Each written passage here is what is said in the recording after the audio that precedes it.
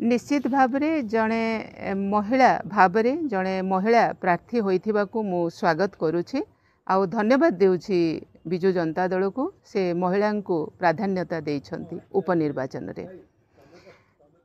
उपनिर्वाचन रे गोटे महिला उपरे विश्वास करिबा भी एक बहुत बड़ कथा।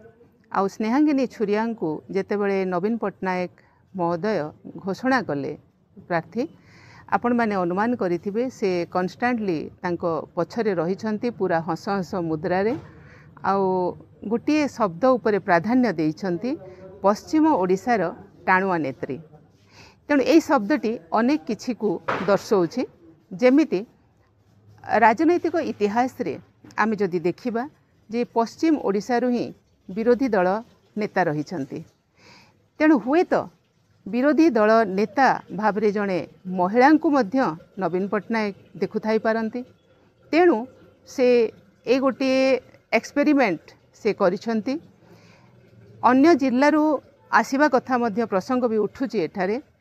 तेबे उपनिर्वाचन रे आमे जदि पूरा भारतर उपनिर्वाचन को देखिबा ताहेले उपनिर्वाचन रे एटा मायने करे नाही।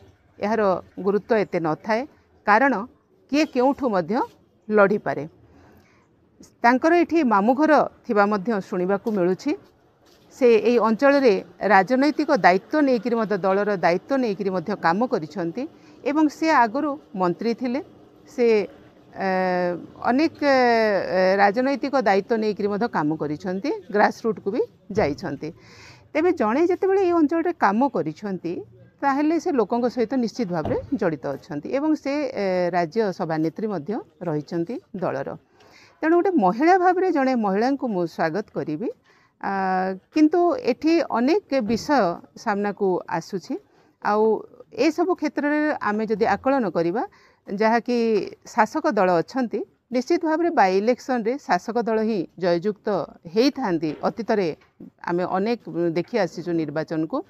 तेबे नुआपड़ा उपनिर्वाचन जो भोटर माने केउ प्रकार फलाफल देउछंती ताहा तो भोटर मानक उपरे निर्भर करुछि। भोटर माने ही निजे निर्णय करिवे। आउ नुआपड़ा माटी गोटे स्वाभिमान रो माटी मु कहिबी। ए माटी अतीत रे स्वाधीन नेता मध्य चयन करिके आनिछि। एठारे दल मध्य गोटे गोटे समय रे प्राधान्यता देउ नाही लोकंक पई कि नेता प्राधान्य रखुछि। तेणु ए स्वाभिमान रो माटी रे ए स्वाभिमान रो भोटर माननकु मु सैल्यूट करुछि।